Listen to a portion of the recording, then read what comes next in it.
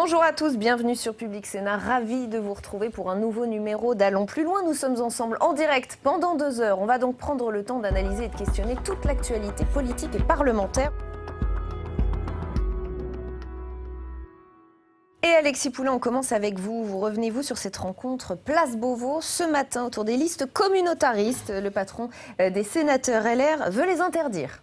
Ah oui, décidément, on enchaîne avec le voile maintenant, c'est les listes communautaristes. Alors, cette interdiction des listes communautaristes, c'est le nouveau cheval de bataille ou le dada de Bruno Retailleau qui a rencontré avec Xavier Bertrand ce matin M. Castaner, Laurent Nunez et Nicole Belloubet pour s'assurer du suivi de cette proposition que lui juge tout à fait appuyée sur des principes républicains et constitutionnels. Pourtant, cette loi, elle pose de nombreuses questions qui restent sans réponse. Comment définir ce qu'est le communautarisme ? Alors lui parle évidemment, qu'il parle en principe de l'islamisme politique, mais il y a d'autres façons de faire communauté. Et puis une question plus large sur la laïcité, vous en parliez, Madame la sénatrice, et la loi de 1905. Est-il nécessaire d'écrire une nouvelle loi de circonstance, compte tenu de l'actualité, quand un des fondements de la République, la Déclaration des droits de l'homme et du citoyen de 1789, stipule dans son article 2 que le but de toute association politique est la préservation des droits naturels et imprescriptibles de l'homme, liberté, propriété, sûreté et résistance à l'oppression, et dans son article 10, que nul ne doit être inquiété pour ses opinions, même religieuses, pourvu que la manifestation n'en trouble pas l'ordre établi par la loi. Voilà. Eh bien si, comme le disait l'adage, l'enfer n'était-il pas pavé des meilleures intentions, et que cette proposition de loi censée défendre les valeurs de la République n'attaquait pas son fondement même. Plutôt que de créer de l'ordre, voilà une loi qui va peut-être créer davantage de désordre et qui fait monter en épingle un problème qui n'en est pas un, car nos lois et notre Constitution, eh bien, elles sont bien faites pour prémunir la République de toute dérive communautariste. Une autre question que soulève le sénateur, sans s'en rendre compte, finalement, c'est celle de la représentativité des élus de la République par rapport aux citoyens. Pourquoi tant de concitoyens aujourd'hui ne se sentent pas représentés ? D'où le besoin de ces listes communautaristes. Eh bien là, il ne répond pas vraiment à cette question. Et on préfère s'attaquer aux conséquences plutôt qu'aux causes. Alors, moi, je veux bien qu'on fasse une loi contre les listes communautaristes, la belle affaire, mais alors, faisons aussi une loi sur le financement des partis politiques, et puis une loi aussi sur le poids des lobbies et la transparence au Parlement. Mais ça ne choque pas, M. Retailleau, par exemple, que les eurodéputés français soient les champions en Europe des petits revenus annexes au Parlement européen, qui, avocats d'affaires, qui conseillent. Rappelez-vous, Sylvie Goulard avait été retoquée en tant que candidate au poste de commissaire européen parce qu'elle avait travaillé avec le lobby de M. Berguen. Eh bien tout ça, non, ça ne pose aucun problème. Pareil, la transparence sur les campagnes politiques. Pourquoi ne pas imposer davantage que cette petite commission qui a bien du mal à éplucher les comptes de campagne, mais avoir une vraie transparence des comptes de campagne, notamment pour la présidentielle. Et puis enfin, un registre des lobbies inspiré de celui au Parlement européen, ça, ce serait très bien. Alors voilà, moi j'ai plein d'idées. Il y aurait plein de lois, effectivement, à écrire pour remédier aux causes plutôt qu'aux conséquences. Et ce serait mieux de faire son travail plutôt que de faire le Don Quichotte et de s'attaquer au moulin. Alors je vais vous faire réagir évidemment, Nathalie Delattre. Je précise juste que Bruno Retailleau a répondu à notre micro dans la journée. Voilà ce qu'il nous dit en parlant de sa rencontre avec Christophe Castaner. On a partagé un constat, celui d'un islam politique en train de se radicaliser, en train de s'étendre. Voilà ce que nous déclare le patron des sénateurs LR. Et sur la question constitutionnelle, il répond aussi. C'était le cas pour la loi sur la burqa, c'était le cas pour la loi El Khomri, mais le Conseil constitutionnel a validé. Et il pointe, je cite, le parti de l'impossibilisme. Nathalie Delattre. Moi, ce qui m'inquiète, c'est que nous tournons autour des mêmes sujets. Alors, on voit bien la préoccupation très électoraliste du moment et de récupérer des parts du marché alors qu'on arrive dans les municipales. Franchement, c'est quand même assez, là aussi, insupportable. Un point partout entre Astanar Benbassa et Bruno Retailleau. Qui sera à notre micro encore tout à l'heure en salle des conférences. Très bien. Je pense qu'aujourd'hui, la loi, rien que la loi, répond à cette problématique. Je partage complètement l'analyse de notre chroniqueur. Aujourd'hui, si un préfet estime qu'une liste est de nature à gêner l'ordre public ou à perturber l'ordre public, si le programme ne correspond pas aux valeurs républicaines, il peut l'interdire. Donc, je pense pour aller au-delà, qu'il faut effectivement aujourd'hui avoir du courage politique, préfectoral aussi, administratif, c'est-à-dire qu'il faut pouvoir exprimer un désaccord. Parce que, oui, on parle des listes communautaristes version islam radical, mais moi je pointe aussi cette question. Qu'en est-il des listes régionalistes? Les Bretons, les Corses? Ça veut dire que, oui, donc ça va poser un problème de définition. Définition. C'est le problème de définition. Une liste de véganes qui vont avoir pour programme de brûler toutes les boucheries de France et de Navarre. Bon, ben là, on voit bien qu'on a la réponse, de toute manière, puisque c'est de nature à troubler l'ordre public. Donc, est-ce qu'il est urgent aujourd'hui de légiférer? Je ne crois pas. Je pense que ce serait anticonstitutionnel. Oui, c'est-à-dire, j'allais vous poser la question en tant que vice-président de la Commission des lois. Je pense que nous ne serions pas effectivement dans les clous de la constitutionnalité. Tant qu'on nous annonce une réforme constitutionnelle, attendons, ayons ce débat en commission de préparation au Sénat pour pouvoir échanger de nos points de vue et faire que ce type de dispositif puisse convenir pour tout le monde, mais dans un large panel, sans avoir encore à stigmatiser effectivement une catégorie de personnes. On remarque que ça fait 2-3 fois que la droite sénatoriale se manifeste au travers de projets de loi, de propositions de loi qui stigmatisent.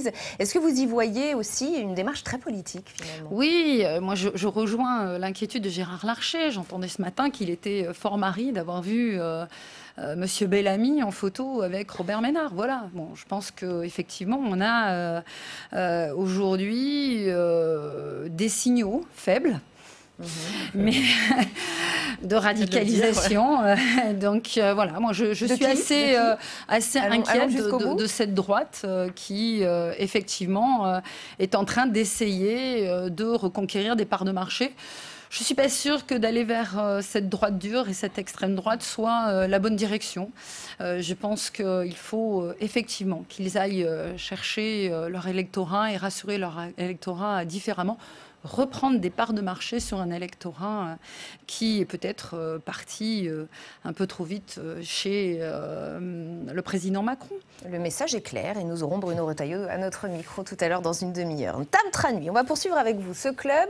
La semaine dernière, vous étiez penché sur une audition très forte au Sénat dans le cadre de la commission d'enquête sur l'incendie de l'usine Lubrizol de Rouen.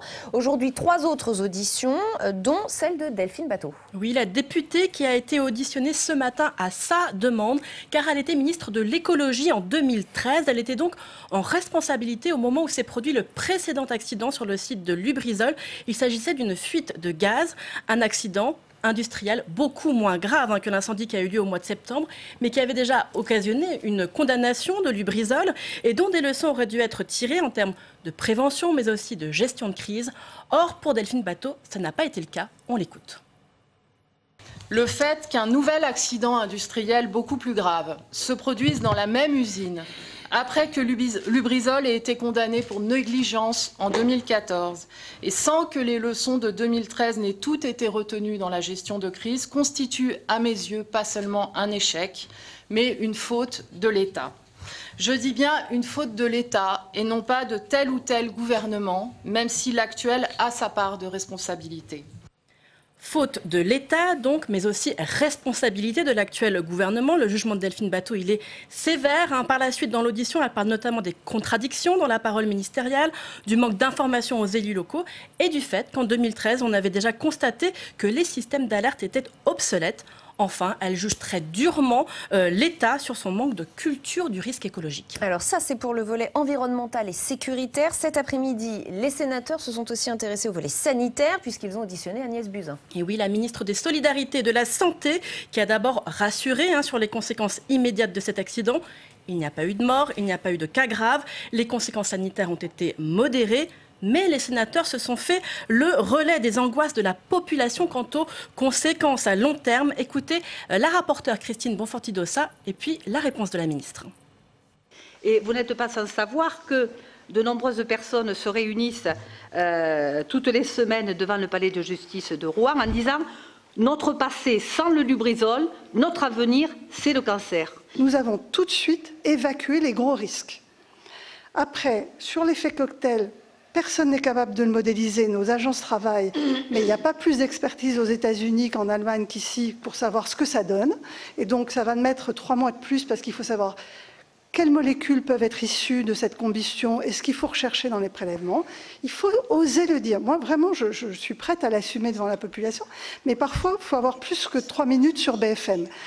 On espère qu'en 3 minutes sur Public Sénat, on ne va pas donner des messages trop simplistes. On fera même une demi-heure tout à l'heure. Voilà, parfait. On va se rattraper. Néanmoins, pour expliciter ce qu'a dit Agnès Buzyn pendant son audition d'1h30, on n'a pas retrouvé de produits toxiques et cancérigènes dans l'immédiat, tels que l'amiante, la dioxine et les hydrocarbures polycycliques. Tout ça, on ne l'a pas retrouvé à des seuils anormaux.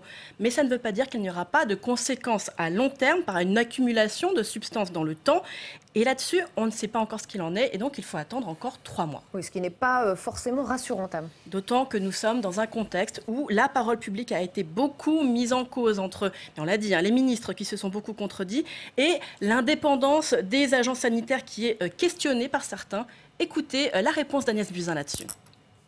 Nos agences scientifiques et sanitaires sont des agences indépendantes. Ce sont pas... On n'est pas dans l'URSS des années 50, on ne leur donne pas l'ordre de dire ce qu'ils ont à dire, on les saisit.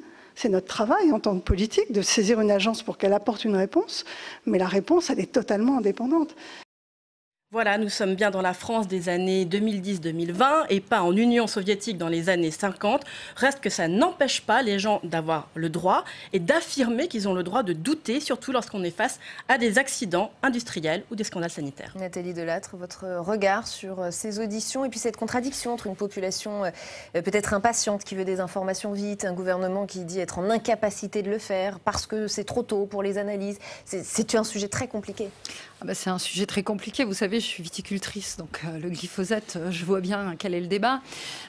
Et on voit bien que toutes ces problématiques derrière appellent un fort lobby sur des mesures environnementales très fortes. Les gens ont raison. Effectivement, il faut aujourd'hui avancer sur des pratiques plus saines. D'un autre côté, il y a quand même la théorie du complot en permanence. C'est-à-dire, on ne nous dit pas la vérité, ce n'est pas la vérité. Même quand on nous dit qu'il n'y a pas de problème, si, c'est qu'on nous cache qu'il y a un problème. Bon. Donc c'est un petit peu difficile aujourd'hui de pouvoir décider dans ces conditions-là. Et moi, je suis très contente qu'il y ait une commission d'enquête du Sénat qui va pouvoir se poser, prendre le temps, sans trop prendre de temps, mais en tout cas suffisamment. Voilà, suffisamment. Oui, mais pour la population, c'est trop long. Et pourtant, c'est ce qu'il faut pour avoir ce recul nécessaire, pour avoir les analyses et effectivement pouvoir en tirer les conséquences et faire des propositions intéressantes. Je crois que Delphine Batho, quelque part, a tiré une sonnette d'alarme en disant oui, voilà, en 2013, il y avait déjà cette problématique. Que faisons-nous aujourd'hui ? Ça montre que est-ce qu'il faut réduire le personnel politique ?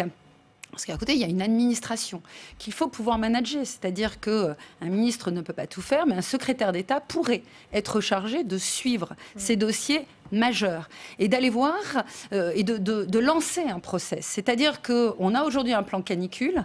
Est-ce qu'on a véritablement un plan Céveso ? Est-ce qu'on a effectivement un plan de crise qui puisse se décliner dans chaque condition ? Un incendie, c'est vrai qu'on n'attendait pas un incendie de ce type dans cette usine et pourtant il arrive. Nous avons eu hier, avant-hier, un séisme. On arrête une centrale nucléaire par précaution. Encore une fois, il ne faut pas affoler la population. Pas tous les réacteurs. Il ne faut pas affoler la population, c'est normal. Effectivement, mais il faut qu'ils prennent le temps d'entendre pourquoi il est normal d'arrêter cette centrale, faire de pouvoir regarder si tout est en ordre. Là aussi, je pense qu'il nous faut un plan pour l'ensemble des problématiques qui peuvent être cumulées. Donc, c'est peut-être ce qui ressortira de cette commission d'enquête. Oui, mais je pense qu'il faut de toute manière aujourd'hui se dire que nous allons aller sur des sinistres majeurs qui sont liés notamment à des changements climatiques.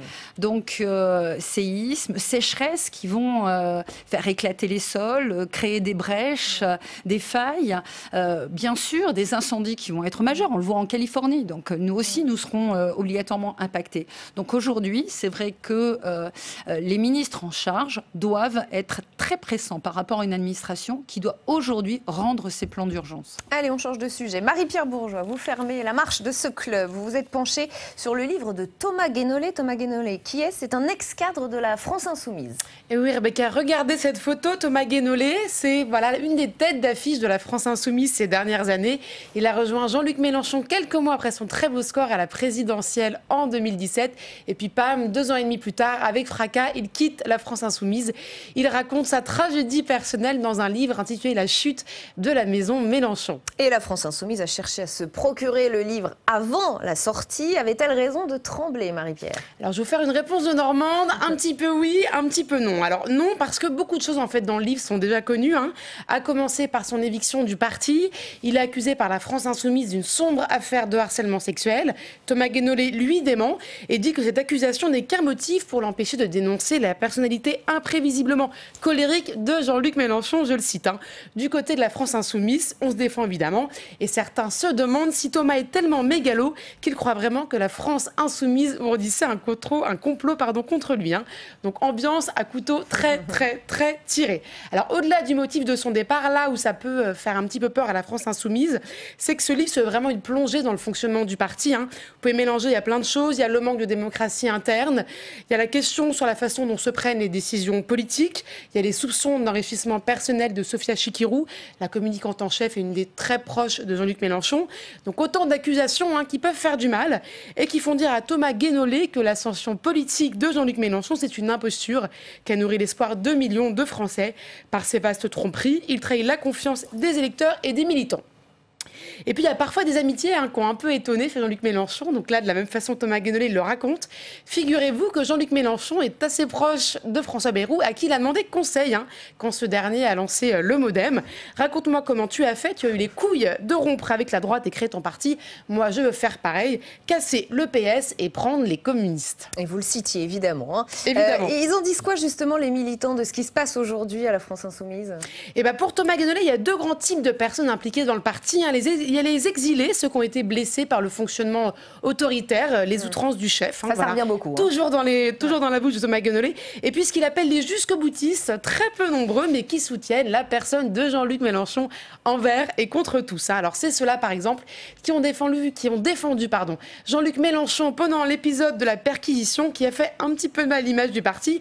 Mais pas question d'en parler à l'extérieur et encore moins en interne. Sinon, gare aux exclusions qui se sont multipliées ces derniers mois. Alors, que répond Jean-Luc Mélenchon à toutes ces accusations ? Alors, il est plutôt cash, Jean-Luc Mélenchon. Il dit « Beaucoup de gens qui se sont ensuite plaints de ma prétendue manière impérative se trouvaient fort contents auparavant. » Sous-entendu, vous êtes fait élire grâce à moi, donc venez pas trop m'embêter après.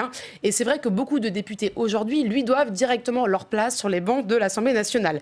De quoi comparer Jean-Luc Mélenchon à, tenez-vous bien, Héraclès. C'est toujours Thomas Guénolé qui le dit. Alors, Héraclès, pour ceux qui n'ont pas forcément fait leurs études de lettres, c'est le fils de Zeus qui a dompté un taureau, des juments sauvages, qui va sauver sa famille de la mort avant de finir par les tuer de ses propres mains dans un accès de colère. Vous voyez un peu le sous-entendu sur Jean-Luc Mélenchon. En parlant de colère, Thomas Guénolé dit « Imagine-t-on François Mitterrand tenter de défoncer une porte gardée en vociférant le visage écarlate. La République, c'est moi. On ne donne pas les codes de l'arme nucléaire à ce genre de personnes. » Voilà, ambiance. Vous allez beau être très très fâché contre la France Insoumise, Thomas Guénolé reste de nature plutôt optimiste. Et il conclut son livre en citant Maître Yoda, vous savez, le petit bonhomme avec des cheveux là dans Star Wars.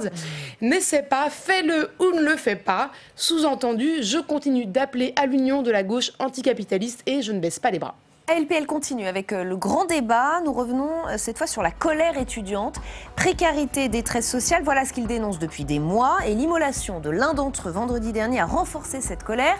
Ils manifestent et parfois ça dégénère, comme hier soir devant le ministère de l'Enseignement supérieur. Avant d'en parler avec nos prochains invités, les faits et les réactions, c'est avec Cécile Sixou.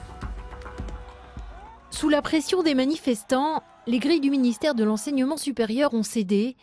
Hier, les manifestations en soutien à l'étudiant qui s'est immolé devant le Crous de Lyon pour dénoncer sa précarité ont dégénéré à Paris, mais aussi à Lille où une conférence de l'ancien président François Hollande a été annulée. Il y a eu un tout petit groupe, qui a voulu pénétrer dans le lieu, je n'y étais pas, et qui a saccagé... Vous avez été prévenu, vous n'êtes pas venu. Je ne suis pas venu, mais qui a saccagé le lieu et qui a déchiré des pages de livres.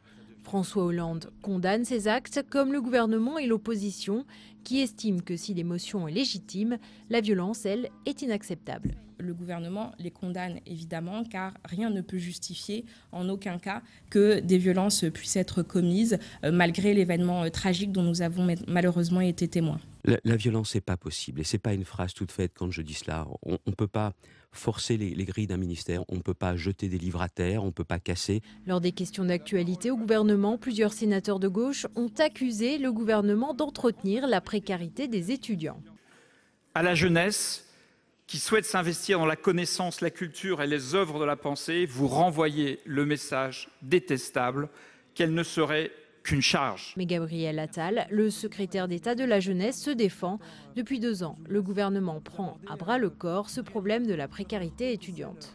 Ça fait 2 ans maintenant que nous travaillons sur cette question des conditions de vie des étudiants avec des mesures très fortes qui ont été prises. Je pense à la suppression de la cotisation sécurité sociale. C'était 217 € que devaient payer les étudiants à chaque rentrée. Cette cotisation a été supprimée en 2018. Je pense à 46 millions d'euros d'augmentation des bourses qui ont été annoncées il y a maintenant 2 mois.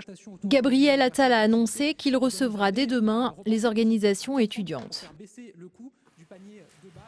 Et avec nous pour ce grand débat ce soir, Jean-Raymond Hugonet, bienvenue. Merci d'être avec nous ce soir, sénateur LR de l'Essonne, membre de la commission de la culture, de l'éducation et de la communication. Anne-Christine Lang, bienvenue à vous également. Bonsoir. Vous êtes députée La République En Marche de Paris, membre de la commission des affaires culturelles et de l'éducation.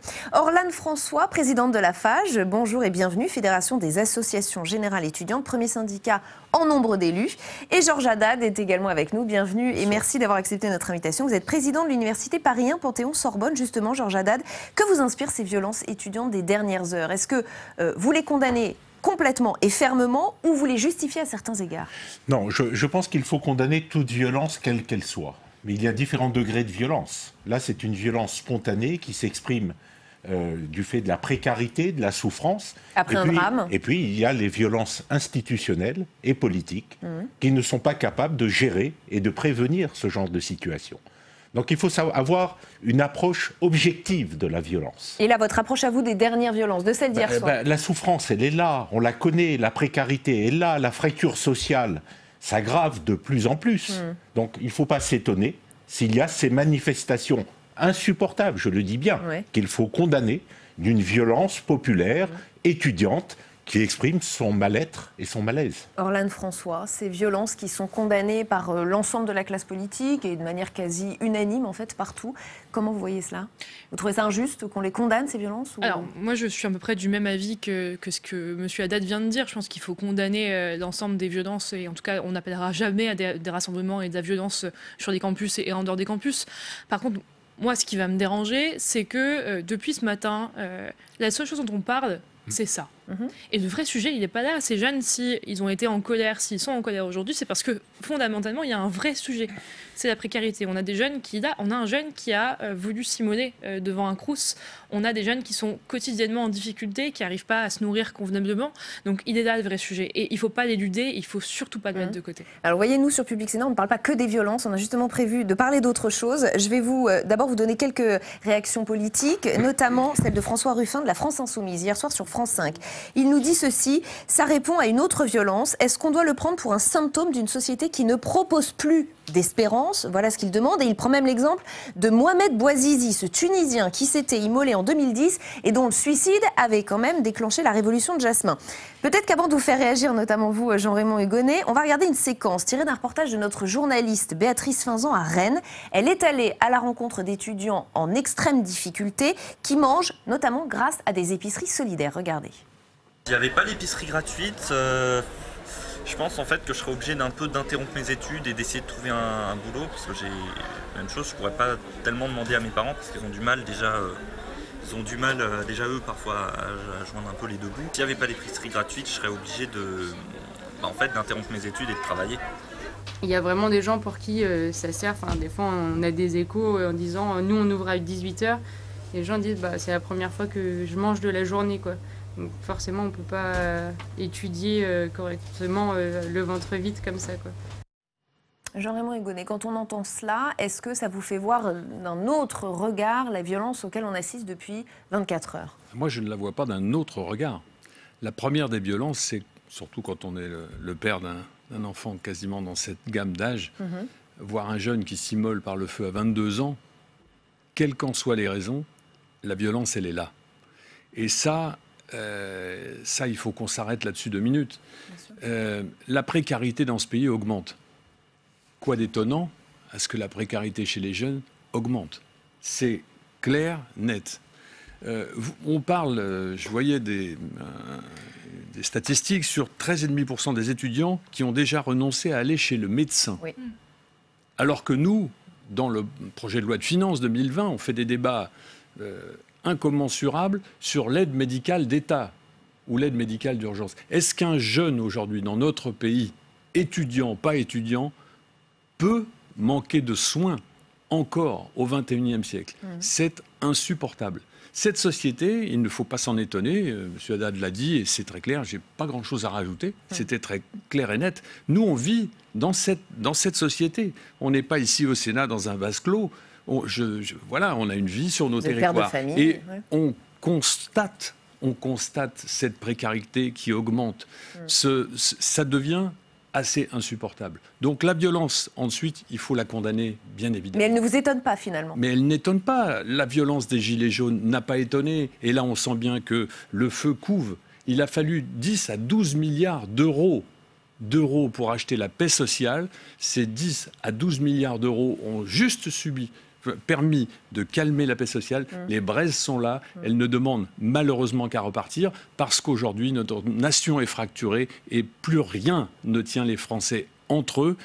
Et il faudrait quand même remettre les valeurs centrales de notre nation, qu'elles s'expriment, c'est-à-dire ne pas laisser au bord du chemin ceux qui souffrent le plus. Anne-Christine Lang. Oui, je commencerai évidemment par condamner les violences, parce que tout en étant évidemment profondément bouleversée par cet épisode dramatique. Mais quand on vous dit c'est une violence qui répond à une autre violence, une violence de vie, une violence sociale. On ne peut pas, si vous voulez, et a fortiori quand on est responsable politique, cautionner une violence quelle qu'elle soit. Ce que je trouve extrêmement bouleversant dans le cas de ce jeune homme, c'est effectivement sa situation de très grande précarité et sans doute sa solitude, l'absence d'accompagnement. Comment se fait-il que ce jeune, dans la situation dans laquelle il se trouvait, se voit refuser donc une bourse par le Crous? Comment se fait-il qu'il ne soit pas accompagné, qu'il n'ait pas un interlocuteur, qu'il n'y ait pas quelqu'un qui arrive malgré tout au-delà de la situation strictement, purement administrative? Non, mais je veux dire, il y a quand même quelque chose évidemment de désespéré dans ce geste, qui évidemment, et on a effectivement tendance à penser que c'est une espèce de brutalité administrative et qu'on devrait quand même pouvoir accompagner davantage ces jeunes. Après, je pense que ce que vous décrivez sur la pauvreté, la précarité étudiante, les différentes fractures du pays, ce climat effectivement très électrique, cette colère qui gronde, c'est vraiment pas quelque chose qu'on découvre d'avant-hier. C'est quand même, non mais c'est quelque chose quand même qu'on a vu depuis des années, qui monte depuis des années, et des situations auxquelles on essaye, et Gabriel Attal l'a rappelé, je pourrais à nouveau le faire, on essaye de répondre, sachant que des problèmes effectivement qui sont enracinés depuis des années peinent à être résolus en l'espace de 2 ans. Alors je sais, vous allez dire, et je vous vois sourire, je vous vois sourire et j'entends que vous allez dire que le fait d'avoir fait gagner 217 € par mois sur la Sécu étudiante, par an, pardon, le fait d'avoir revalorisé les bourses de 46 millions et que 1% c'est pas suffisant, et le fait de construire des dizaines de milliers de logements, etc., c'est pas suffisant. J'entends, mais ce que je veux dire, c'est qu'on peut pas dire qu'on est resté l'arme au pied.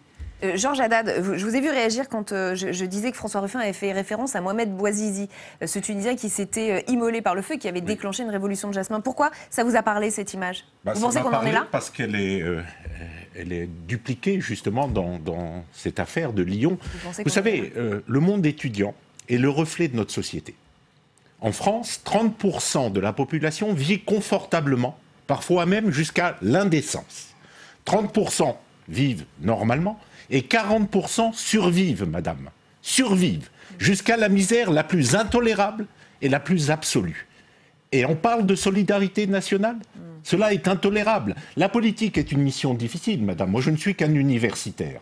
Mais moi, je suis sur le terrain de la réalité étudiante. Et vous la voyez, cette précarité ? Et je le vois en permanence. Vous savez, les étudiants, en majorité, 40% d'entre eux, pour survivre, sont obligés de faire des petits boulots. Parfois même pire, de se vendre, madame.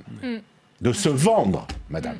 Cela est intolérable. Alors arrêtons. Ben, bien sûr. Oui, bien sûr. Arrêtons de faire les tartuffes. Arrêtons de mettre un voile sur les problèmes de la société. Il faut la regarder telle qu'elle est. Il y a eu une faillite du politique qui s'est aggravée depuis une vingtaine d'années. La fracture sociale devient béante aujourd'hui. Orlane François ? Mais juste pour réagir à ce que vous venez de dire, on ne remet pas en cause le travail qui a été fait sur la sécurité sociale, sur la suppression de la cotisation, sur les 1,1% d'augmentation, mais quelle est la priorité ? C'est la question qu'on pose. Quelle est la priorité aujourd'hui du gouvernement sur les problèmes et les sujets qu'on a envie de résoudre en priorité ? Alors, c'est un autre sujet, vous me direz, mais le sujet du service national universel, qui est pour nous pas une réponse à apporter, qui ne remplira pas ses objectifs. Bah, je vous confirme qu'on s'éloigne un peu. Oui. Non, mais c'est juste ce sujet, c'est pour vous dire qu'aujourd'hui, on va investir 1,5 milliard d'euros sur ce service national universel. Je veux juste dire quelles sont les priorités. Est-ce que c'est 1,5 milliard d'euros ? Il ne serait pas bon à être investi dans un endroit comme l'enseignement supérieur. Si on arrive à dégager 1,5 milliard d'euros pour ça, je pense qu'il serait peut-être intéressant de les engager sur des dépenses qui seraient...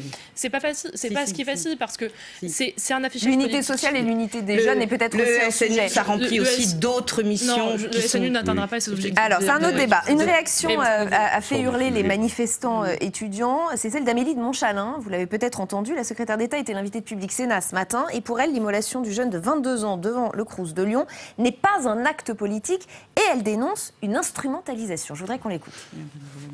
Bon. Je ne pense pas qu'on puisse dire que ce soit un acte politique. On comprend bien qu'il y a des revendications, il y a des difficultés. Ce que je trouve, moi, dangereux, c'est que dans notre démocratie, certains groupuscules, certains militants politiques se servent de cet événement, le récupèrent, et on voit bien commettre des actes qui ne sont pas, au fond, ce que doit être une démocratie. Une démocratie, ça n'empêche pas un ancien président de la République de s'exprimer dans une université qui doit être un endroit de débat. Alors, je vois que ça vous fait réagir, mais avant de vous demander ce que vous en pensez, on va aller en salle des conférences. On va aller rejoindre Pierre Ouzoulias, qui est aux côtés de Fanny Conquis, sénateur communiste. Pierre Ouzoulias, la secrétaire d'État chargée des affaires européennes, Amélie de Montchalin, a déclaré qu'il ne s'agissait pas d'un acte politique et elle regrettait, elle trouvait dangereux que dans notre démocratie, certains groupuscules, certains militants se servent de cet événement, le récupèrent, je cite. Qu'en pensez-vous ? Moi, je trouve très triste qu'un membre du gouvernement soit autant séparé de la réalité du terrain. Malheureusement, Amélie de Montchalin n'a pas conscience de ce que c'est que la misère étudiante, parce que si elle le savait, elle saurait que ce cas n'est pas isolé. Ce cas est connu parce que malheureusement, les conditions dans lesquelles le jeune Anas a fait son acte ont ému, mais des suicides, des jeunes qui sont dans des situations psychologiques et physiques extrêmement différentes, extrêmement difficiles, il y en a énormément. Qu'elles ne les connaissent pas, c'est catastrophique. C'est catastrophique et ça montre bien toute la distance qu'il y a entre ce gouvernement et la population qu'il ne comprend plus. Alors au-delà de ça, est-ce qu'on peut quand même penser qu'il y a aussi une récupération politique de certains syndicats ? Est-ce que là-dessus, elle a tout à fait tort ? Il n'y a pas de récupération. Il y a une misère sociale étudiante qu'il faut prendre en compte. Le gouvernement ne le fait pas et heureusement que dans ce pays, il y a encore des syndicats, des parlementaires pour le faire. On ne va pas laisser les jeunes tout seuls face à leurs difficultés matérielles. Il n'y a pas de récupération. On défend des jeunes qui ont le droit de faire des études et de s'engager sur un parcours, un cursus universitaire qui est très difficile. Et on ne les aide pas, au contraire, on les dissuade. Alors, on rappelle aussi qu'il y a des manifestants qui ont dégradé la grille du ministère. Il y a aussi une conférence qui n'a pas pu se tenir à l'université de Lille. Est-ce que la colère justifie la violence ? Il y a un climat détestable depuis 3 ans, et notamment à la suite de Parcoursup, et qui fait que ce gouvernement, de façon générale, est complètement sourd à la colère sociale, n'entend pas, ne négocie pas, ne parle pas. Et c'est aujourd'hui le premier responsable du déchaînement de la violence. Bien évidemment, on peut s'y prendre autrement, par le dialogue, par l'échange. Ce gouvernement a décidé sur l'université de passer en force depuis 3 ans et aujourd'hui, malheureusement, il récolte les fruits de sa politique. Merci Pierre Ouzoulias d'avoir répondu à mes questions. Merci beaucoup Fanny Jorémy-Hugonnet. Aucune récupération politique, ça vous... Alors là, on a 2 réponses politiques. Il se trouve que je connais bien Amélie de Montchalin puisqu'elle a été députée de mon département, l'Essonne, mais elle est dans une réponse politique qui est à côté de la plaque. Le début de la réponse ou de la réplique de notre collègue Pierre Ouzoulias est intéressante, mais on voit bien qu'à un moment, on bascule dans le politique. Le problème n'est pas là. Georges Haddad l'a dit, les politiques sont défaillants, de droite, de gauche, du centre, tous ceux qui sont passés sont défaillants. Défaillants. Nous alors ? Tout le monde sont défaillants. Je vous le dis, les politiques sont défaillants et ont été défaillants. Défaillants sur quoi ? Pas de savoir s'il faut donner 1% ici pour reprendre 10% là. Ils ont été défaillants parce qu'ils ont abandonné la nation. Vous voyez, pour moi, Ernest Renan, ça veut dire quelque chose. Ça sonne à mon oreille. C'est l'envie de faire quelque chose ensemble. Engagés pour leur pays. Oui, ils sont engagés pour leur pays, sauf que je vous le dis, aujourd'hui, ils passent des heures à discuter. Et je le vois, puisqu'on passe des heures à discuter. Sur des sujets. Aussi. Oui, à agir aussi. Je suis sur le terrain. Mais ce que je vous dis, c'est que l'important, et c'est ce qui va exploser, c'est que la nation aujourd'hui n'est plus incarnée, madame. Elle a été laissée à des apprentis sorciers ou sorcières, plus exactement, et c'est ça qui, dans ce pays, ne va pas. 67 millions de Français ont besoin de vivre ensemble. Et il y a quelque chose qui s'appelle tout simplement la nation, la République, et au lendemain du 11 novembre, pour moi, ça veut dire quelque chose. C'est notre boulot. Le problème, il est là. C'est notre boulot tous les jours. Et pas ailleurs. C'est notre boulot tous les jours. Et franchement, moi, je dois dire que je suis un petit peu choquée, effectivement. Je pense que l'acte de ce jeune homme, c'est un acte de désespoir. Ça, vous l'avez dit, mais choqué par quoi ? Par les propos d'Amélie de Montchalin ? C'est un acte de grande solitude, parce qu'il n'y a personne qui peut donner un coup de main. Moi, je trouve ça quand même assez effarant. Et puis, sur la récupération je ne vois politique. pas en quoi il y a une quelconque récupération politique. C'est-à-dire qu'il y a une situation de désespérance, de très grande précarité, et il y a des syndicats étudiants qui font leur boulot et qui attirent l'attention sur la très grande misère, la très grande précarité des étudiants et sur la nécessité de prendre à bras-le-corps les questions de vie étudiante. Ce qui ne veut pas dire que l'on cautionne les actes violents tels qu'ils ont pu se produire, etc. Bien sûr. Mais le fait qu'on attire l'attention à l'occasion de cet événement dramatique sur la situation des étudiants en insistant sur leur très grande précarité, moi je trouve ça, j'allais dire, normal. C'est normal. Et que nous, là où on essaye de tout mettre en œuvre pour y répondre au mieux, sans doute de façon imparfaite, mais nous, on ne prend pas ça du tout à la légère, la question de la pauvreté et la question de la situation des étudiants. Pas du tout à la légère. Et d'ailleurs, les mesures qu'on prend, nous, on a bien conscience qu'il faut qu'ils soient logés, qu'ils se nourrissent bien, qu'ils aient accès à la santé, qu'ils aient... Voilà, c'est vraiment au cœur de nos préoccupations. Je voudrais juste qu'on avance un petit peu, là, on a abordé un point qui est intéressant, c'est la récupération politique, oui ou non, par des groupuscules, comme le dit Amélie de Montchalin. Je précise, et dites-moi si je me trompe, Orlane François, qu'il y a des élections de syndicats étudiants à la fin novembre, oui ou non, c'est vrai ? Il y a des élections constamment sur les universités. Donc à aucun moment, donc, il n'y a à aucun moment un lien possible entre ces violences soudaines, ces syndicats qui se mobilisent et ces élections, puisque c'est évoqué. Je pose la question parce que c'est évoqué. Non, bien sûr que non. Enfin, il n'y a pas de lien avec les élections ou quoi que ce soit. Il s'est passé réalisons quand même qu'on a un jeune qui s'est immolé devant un crew. C'est pas de la récupération politique, c'est une alerte, encore une fois. C'est une nouvelle alerte qu'on relance.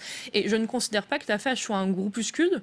Ou alors je me suis trompée, mais la FACH c'est la première organisation étudiante de France et on s'est alerté, on alerte depuis des années, des mois encore plus, et c'est un vrai sujet. Je rejoins ce que Pierre Ouzoulias a dit. C'est pas malheureusement, alors c'est pas pour jouer dans la surenchère, mais malheureusement c'est pas un cas isolé des jeunes qui mettent fin à leur jour aujourd'hui. On a des jeunes, parce que précarité sociale, parce que précarité financière, qui aujourd'hui font des tentatives de suicide, qui malheureusement se suicident. Et ça, nous, on le voit sur les campus, des étudiants qui, par la pression de leurs études, par la difficulté de cumuler les études, l'emploi, parfois du coup des chèques qui s'attaquent, enfin qui personnellement se font du mal et qui sont en détresse physique, mentale, qui est au-delà de ce qu'on peut imaginer. Et nous, on le voit, l'épicerie qui passe aujourd'hui à la télé, nous, on en gère une vingtaine sur le territoire des épiceries. Et des jeunes qui viennent nous voir totalement en détresse, et quand on leur pose la question de est-ce que tu as des économies, ils nous disent ah ouais, j'ai des grosses économies, j'ai 50 € sur mon compte. Aujourd'hui, on en est là, en 2019 quand on en additionne France. les suicides, excusez-moi, mais étudiants, agriculteurs et dans la police, ça commence à faire beaucoup quand même. Georges Haddad. Oui, vous savez, Anas, à mon avis, a voulu donner une dimension politique à sa détresse. Et il faut le respecter. Anas, c'est le jeune. C'est le jeune qui a tenté de s'immoler par le feu. Il a voulu donner une dimension politique à sa détresse. Donc il faut respecter ce message. Vous savez, en mathématiques, il y a une théorie qui s'appelle la théorie du chaos, que les politiques feraient bien d'étudier. Le chaos, c'est la théorie de la sensibilité. Et à un moment, on atteint un seuil critique à partir duquel on ne peut plus revenir en arrière. Et donc si c'est cela que veulent les politiques, ils le paieront très cher et la nation va le payer très cher. Il y a 3 domaines, mais parfois par inconséquence, par manque de formation, par manque de vision. La politique est une mission difficile. Je ne suis pas un homme politique et je reste humble et modeste.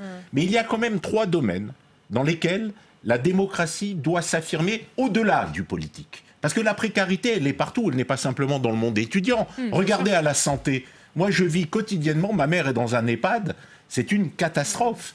Les aides-soignantes, à qui on raconte n'importe quoi, vivent une souffrance totale, absolue, et font des métiers que ni vous ni moi ne pourrions faire. Dans le domaine de la sécurité, la police, etc., vous avez mentionné tous ces suicides insupportables. Et donc il y a 3 domaines dans lesquels la démocratie devrait penser autrement que dans le court terme politique.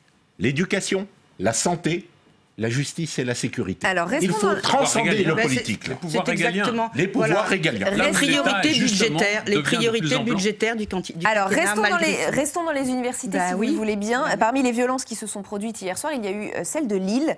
L'intrusion dans un amphithéâtre a débouché sur l'annulation d'une conférence de François Hollande. Et là, on ne sait plus très bien si ce sont des violences liées à la détresse étudiante ou si c'est une volonté d'empêcher certains de s'exprimer dans l'université. Parce que cela arrive après les affaires Agazinski et Sifawi.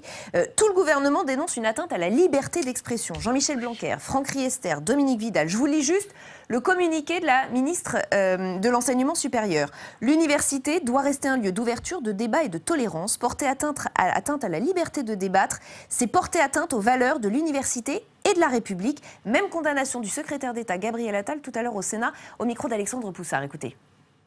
Il y a un malaise, une émotion qui a été suscitée par ce qui s'est passé à Lyon.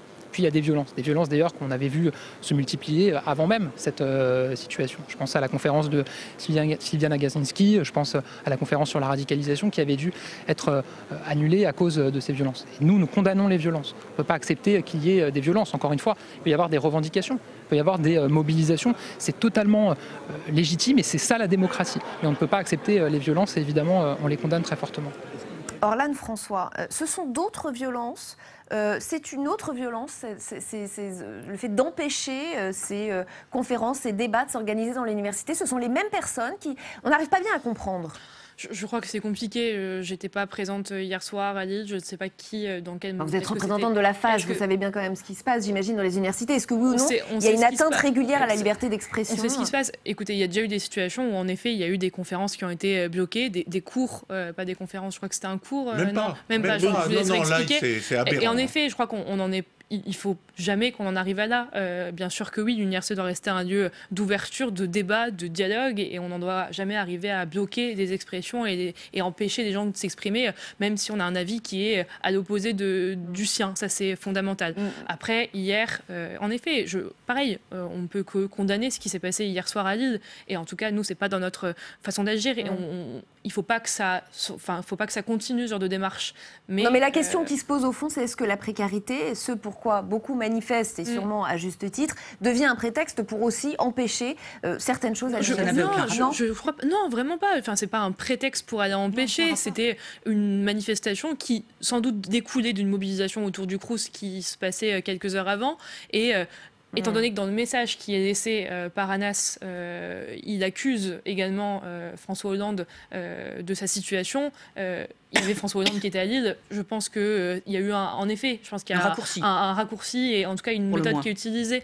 Mais bien sûr que c'est condamnable. Mais bien sûr qu'il ne faut jamais dans une université porter atteinte à la liberté d'expression. En tout cas, il faut plus que ça arrive. C'est pourtant ce qui commence à se passer de plus en plus souvent dans Georges Haddad. Vous le vivez, vous, en tant que président d'université? Absolument pas. Aucune pression? Non. Et je tiens à remettre les pendules à l'heure. Cette affaire de formation, c'est une formation courte, non diplômante. Vous parlez du cas de Mohamed Sifawi. Oui, Sifawi ou autre.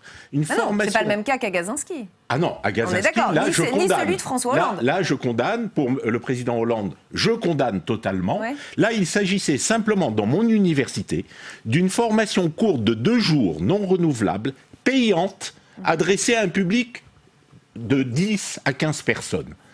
Et il y a eu une montée de contestation. J'ai voulu, pour éviter que les choses ne s'enflamment, reporter cette formation. Reporter. Donc elle aura lieu.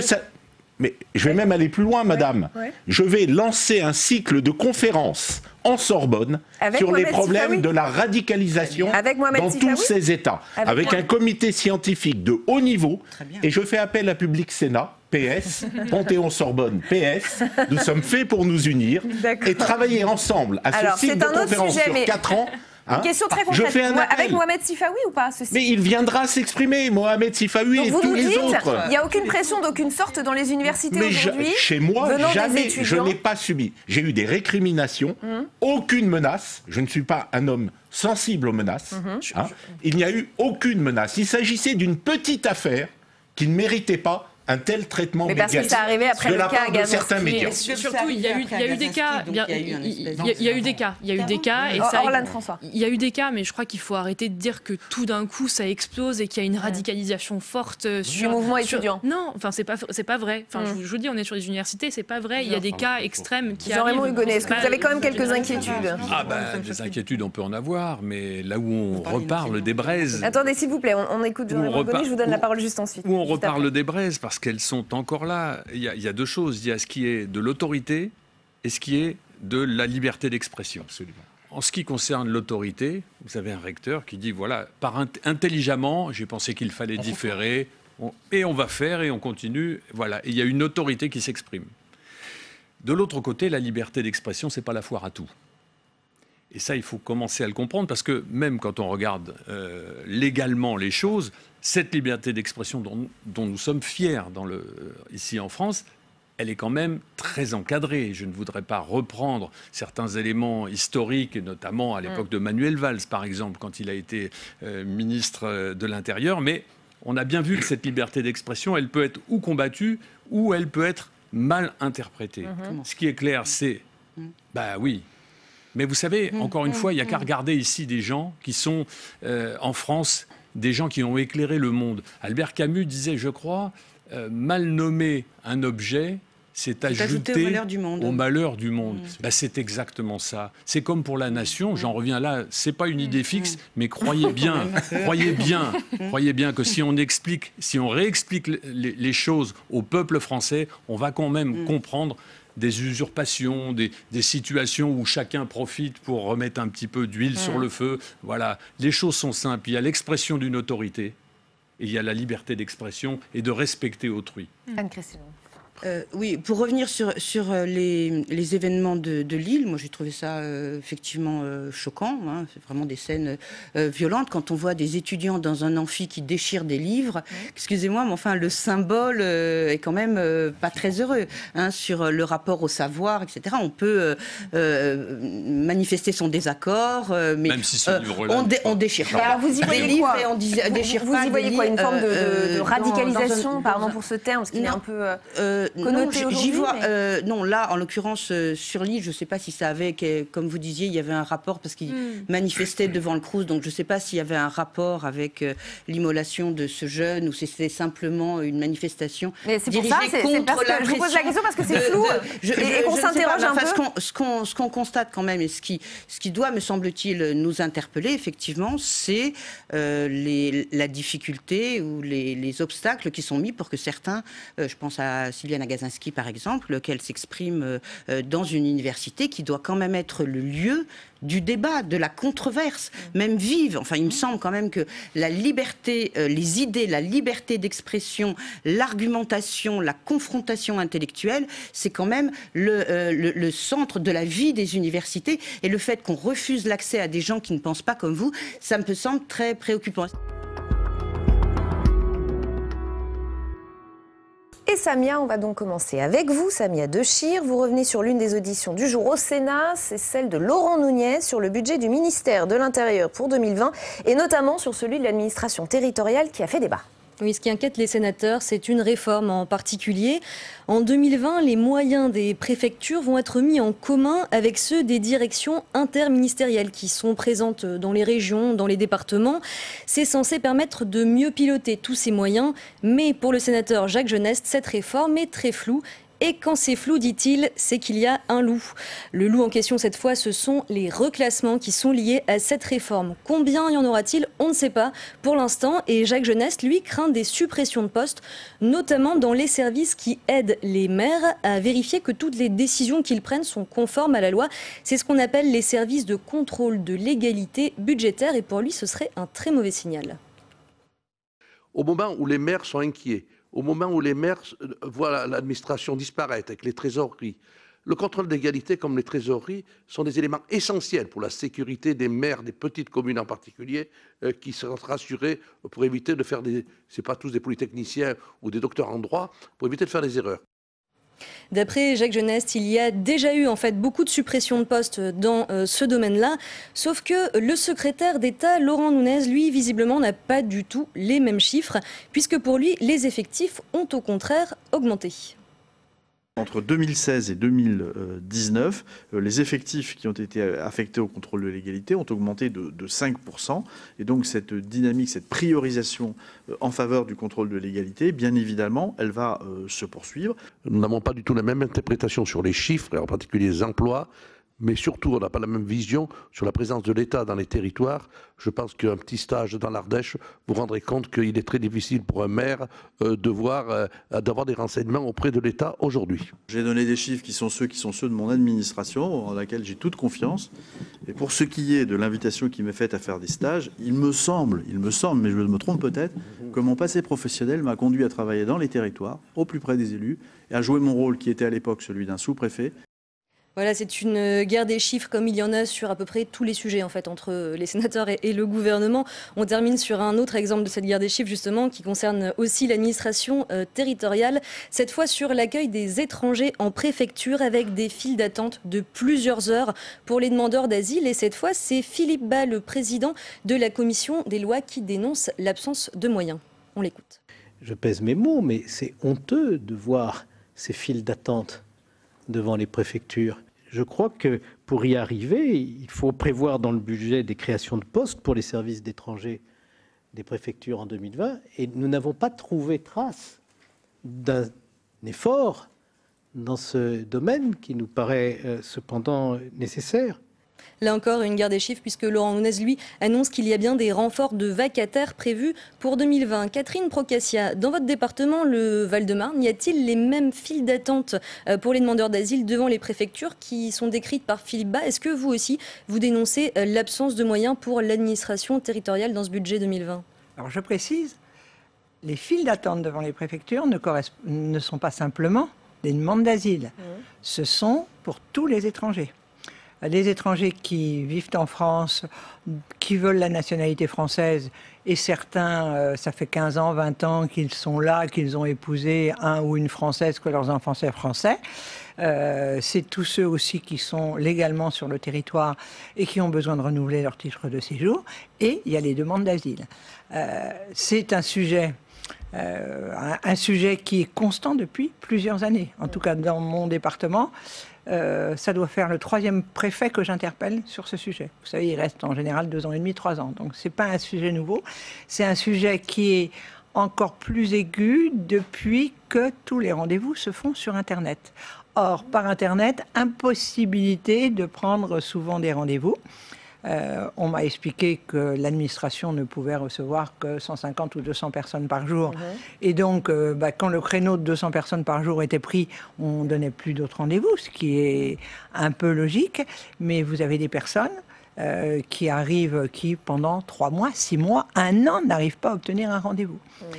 J'ai interrogé le ministre de l'Intérieur au Sénat. Réponse, on va revoir le système de prise de rendez-vous par Internet. Et le préfet du Val-de-Marne, suite à mon interpellation, mais aussi à celle d'autres parlementaires, je présume, du département, nous a fait visiter le secteur d'accueil des étrangers. Il nous a confié un certain nombre de chiffres, mais le problème des moyens et le problème des étrangers et du nombre d'étrangers, il a augmenté de 300 ou de 400%.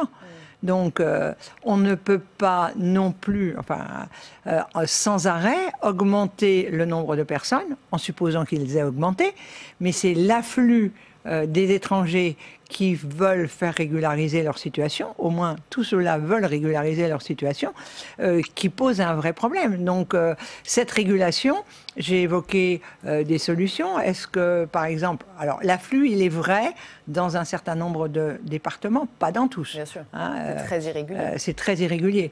Dans la préfecture du Val-de-Marne, par exemple, on a constaté qu'il y avait quand même entre 150 et 300 personnes qui se présentaient tous les jours spontanément, alors qu'ils n'ont pas de rendez-vous, uniquement pour essayer de faire régulariser la situation, ou parce que le système de rendez-vous par Internet, et parce qu'ils n'ont aucune information sur le suivi du dossier, ne fonctionne pas. Donc, il y a tout un système d'accueil, et moi je dis que les besoins de main-d'œuvre sont certains, mais c'est la répartition aussi des étrangers sur le territoire qui ne peuvent poser leurs demandes que dans le département dans lequel ils sont. Donc, effectivement, tout à l'heure, on voyait de l'Ardèche, ils ont peut-être beaucoup moins de demandes et ils n'ont peut-être pas des milliers de demandes en attente comme nous dans un certain nombre de villes. On va prendre le temps de comprendre cette détresse exprimée par les personnels hospitaliers aujourd'hui partout en France. On sait maintenant que l'exécutif va annoncer des décisions fortes. On écoutera Emmanuel Macron dans un instant. On ne connaît pas encore le montant de l'enveloppe. Beaucoup disent que ce n'est pas de toute façon seulement une question d'argent. Avant d'ouvrir les discussions, avant d'écouter Emmanuel Macron, on va regarder un reportage. C'est celui de Béatrice Finzon et de Michael Spitzberg aux urgences de Metz. Il y a quelques jours, des urgences à bout de souffle. Regardez. Nous sommes à 5 km du centre-ville de Metz, devant le centre hospitalier Merci. Ici, 75 000 patients sont accueillis chaque année. Or, 40% d'entre eux n'ont rien à y faire. Non, mais je vais voir sur le boulet. Je vous remercie bien. Merci, au revoir. Non, la gestion des lits, ils savent pas les lits. Ils savent rien. Là, ils se démerdent. Ah non, j'ai pas le boulet, j'ai pas le temps. On va prendre ça. Et ça bouge pas, non? Je préfère faire, ça ira plus vite. Monsieur Braun, vous êtes chef des services des urgences de l'hôpital de Merci. Aujourd'hui, gérer les urgences, être urgentiste, mais qu'est-ce que ça signifie en fait? Ça signifie un travail particulièrement pénible dans les conditions actuelles, conditions de surcharge des services d'urgence liées à un phénomène d'amont et d'aval. Trop de gens et pas assez de lits disponibles pour faire sortir nos patients. Donc c'est vrai que le métier est devenu plus pénible qu'il n'était. On imagine toujours les urgences comme un métier pénible par la gravité des patients qu'on prend en charge, mais là il devient pénible par des difficultés de fonctionnement et d'organisation. Nous avons de plus en plus de patients que nous prenons en charge parce que d'autres ne peuvent plus ou ne veulent plus les prendre en charge. Nous avons des patients qui relèvent de la médecine générale, qui quelque part n'ont rien à faire chez nous. Nous avons des patients qui devraient aller directement dans les services hospitaliers, des complications de chimiothérapie, des choses comme ça, qui n'ont pas à passer par les urgences. Or maintenant, c'est devenu le seul point quasiment d'entrée de l'hôpital, avec d'énormes difficultés pour hospitaliser les patients derrière, parce que nous n'avons pas assez de lits disponibles. Donc finalement, un embouteillage au niveau des urgences, qui sont à la jonction de deux mondes qui se côtoient et qui ont des dysfonctionnements, le monde de la médecine libérale de la ville et le monde de l'hôpital. Aujourd'hui, quel est son état d'esprit à ce personnel de santé ? Le personnel est épuisé, on a vraiment marre, il est épuisé physiquement, il est épuisé psychologiquement. Pourquoi psychologiquement? Parce qu'on lui demande toujours plus et toujours plus de choses qu'il n'est pas prêt à faire, entre guillemets, ou pour lesquelles il n'est pas prévu. Épuisé, Marine fait partie de ce personnel soignant, souvent à bout. L'infirmière est arrivée aux urgences il y a 4 ans. C'est son premier poste et elle souhaite déjà changer.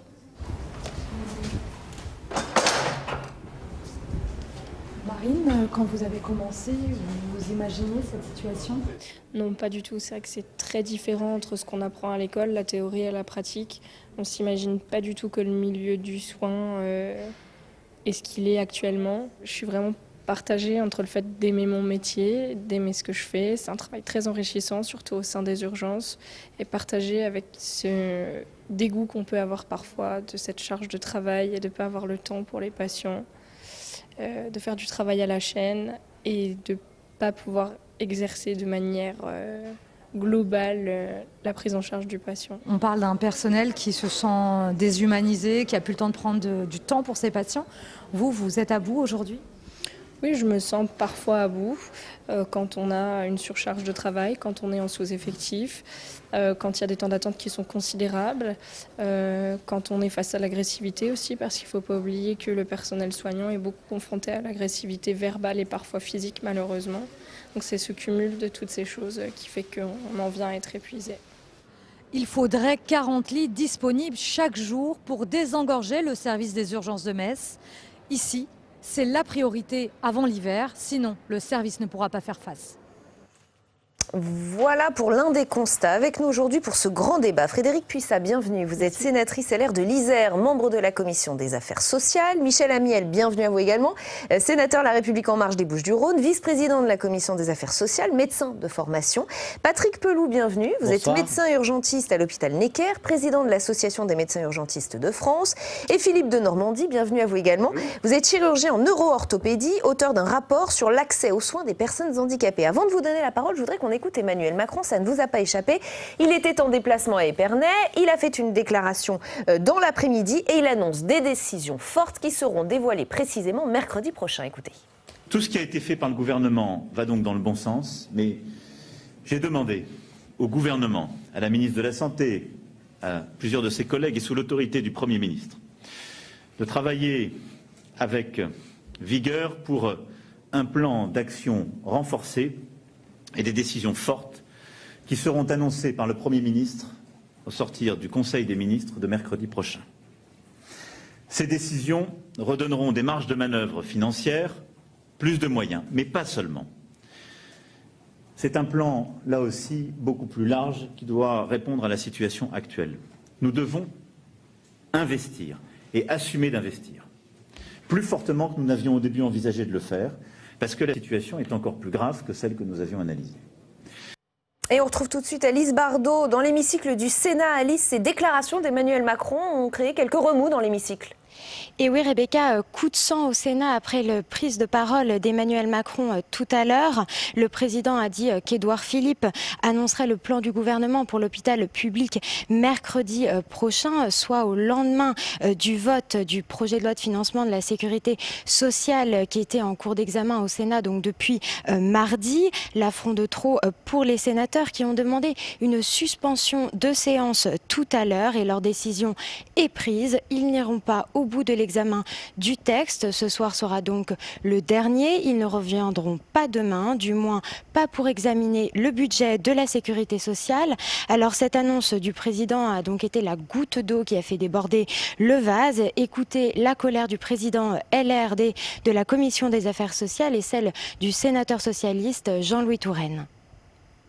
C'est outrageant pour les parlementaires, que ce soit à l'Assemblée nationale ou le Sénat. Et c'est d'autant plus outrageant pour nous que mardi soir, nous avons fait une réunion, les commissaires de la Commission des Affaires sociales, tous partis confondus, avec les deux ministres, et que les deux ministres nous ont juré le cœur sur la main qu'ils ne savaient rien. Donc nous, on nous prend pour des idiots et eux pour des guignols. Nous étions en train d'examiner l'ensemble du budget sur le financement de la sécurité sociale. Or, toutes les informations que nous avons, tous les débats que nous avons portent sur des éléments faux. C'est-à-dire on nous demande de voter un budget qui sera démenti dans les 2 jours ou 3 jours qui viennent. C'est du jamais vu dans notre République et par conséquent, il est normal que ça hérisse un peu les parlementaires. Alors vous le voyez, les relations entre l'exécutif et le Sénat sont donc une fois encore particulièrement tendues et on peut même dire explosives ce soir. Et on va continuer d'en parler sur ce plateau. Merci infiniment Alice Bardot pour toutes ces précisions. Évidemment, Michel Amiel, je vous laisse répondre. Oui, j'imagine. Que voulez-vous que je vous dise ? Les sénateurs sont des gens susceptibles qu'il faut ménager. Et effectivement, là, on n'a pas été ménagé sur la forme. En plein débat de projet de loi de financement de la sécurité sociale avec des mesures budgétaires très fortes, on nous annonce que finalement, ces mesures budgétaires vont être balayées d'un revers de main et qu'on va en prendre d'autres. Et effectivement, il y a de quoi avoir un petit mouvement d'humeur. C'est quoi ? C'est de la maladresse ? C'est du mépris ? Oh, mépris, non. Maladresse, sans aucun doute. Par contre, il ne faudrait pas, selon moi, que la forme prenne le pas sur le fond. Ce qui compte, c'est bel et bien les mesures que le président n'a d'ailleurs pas annoncées, qu'il a annoncé que le gouvernement allait annoncer mercredi. Oui, et d'ailleurs, Édouard Philippe, pas Agnès Buzyn. Comment ? D'ailleurs, Édouard Philippe s'en chargera, pas Agnès Buzyn. Oui, au plus haut niveau de l'État. Et donc, ce qui compte, c'est l'aspect quantitatif, budgétaire, et l'aspect qualitatif, organisationnel. Mais on sait très bien, en même temps, c'est le cas de le dire, qu'on ne réorganise pas l'hôpital en 6 mois.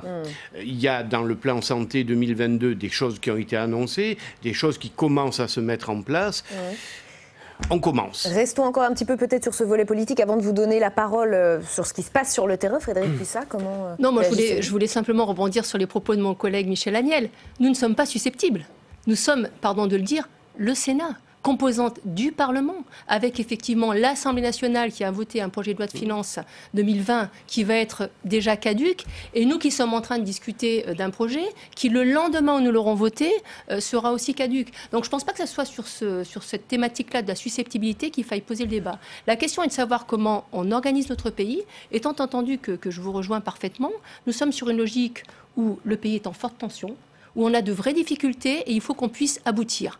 On n'aboutira pas seul, et ce n'est pas, excusez-moi de le dire, mais un homme, tout puissant soit-il, et peut-être si intelligent soit-il, qui va trouver les solutions à des problématiques d'envergure qui vont être énoncées par nos collègues. Donc là-dessus, je pense que c'est important qu'on rappelle que notre décision, qui effectivement, ça a été souligné par votre collègue, est une décision... J'allais dire, je crois qu'elle ne s'est jamais produite. Alors, on ne sait pas encore si on va siéger ou pas. N'allons pas trop vite, puisque le bureau doit se réunir ce soir. Et à 19h, on saura si on continue ou pas ce PLFSF 2020. Alors, on va poursuivre ce tour des réactions des sénateurs, puisque Fanny Conquis, vous êtes en salle des conférences avec Bernard Jomier. Oui, Bernard Jomier, on le sait, un plan sera annoncé mercredi par le Premier ministre. Emmanuel Macron parle d'investissement massif. Est-ce que vous avez l'impression que l'État a pris la mesure de la crise qui touche l'hôpital ?